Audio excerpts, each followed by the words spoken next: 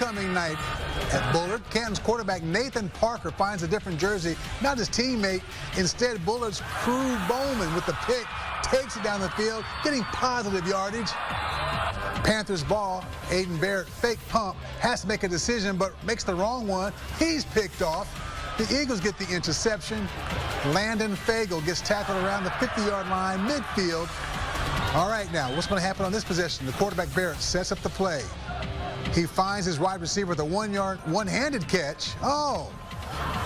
Defense are looking with the stop. The scoreless first half. All the fireworks happen late in the fourth quarter. Here's your final, 28-21. Bullard, how about those Panthers? More 4A action.